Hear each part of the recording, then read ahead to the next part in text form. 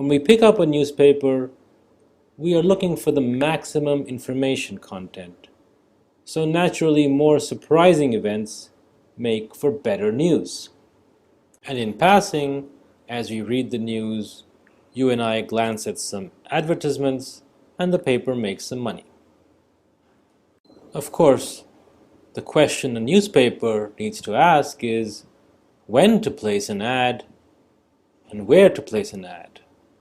Which newspapers against which stories? Unfortunately, print newspapers just don't have that freedom.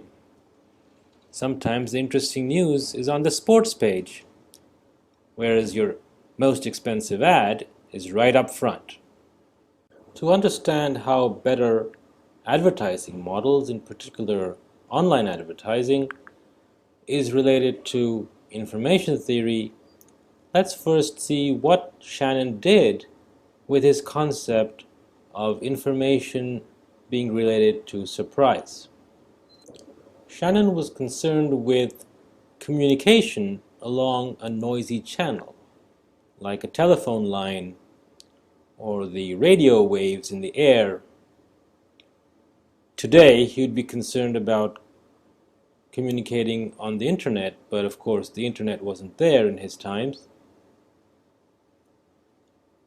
The model that he used was the transmitted signal at one end of the channel.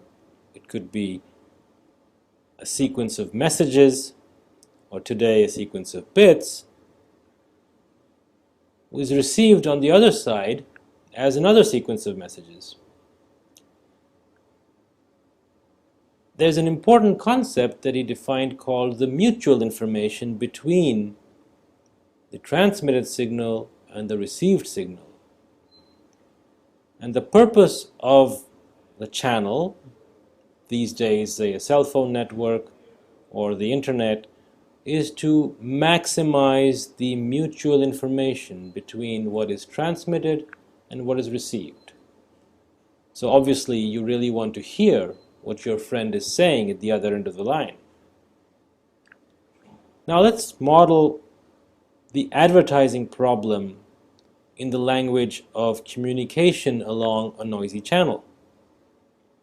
In the advertising context, we approach the newspaper or web pages with some intent and some degree of attention and interest.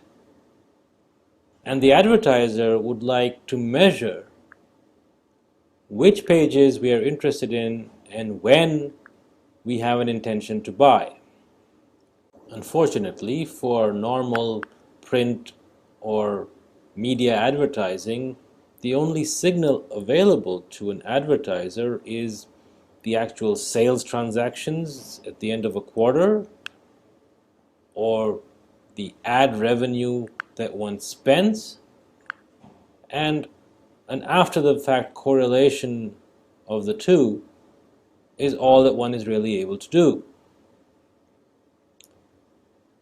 This is highly erroneous, and so the mutual information between our actual intent and attention and the lag measures which come much later of sales transactions or advertising revenue incurred is very low. In other words, it's very difficult to predict which paper to advertise in and on which page to advertise in simply based on these signals. The online world, of course, changes everything, because the signals we have are the clicks made by users, the queries made when they search, and the actual content that they are reading.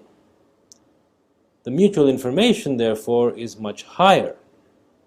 Let's see how. A brief overview of online advertising first. In the case of search advertising, advertisers bid for keywords in Google's online keyword auction, which is happening continuously all the time.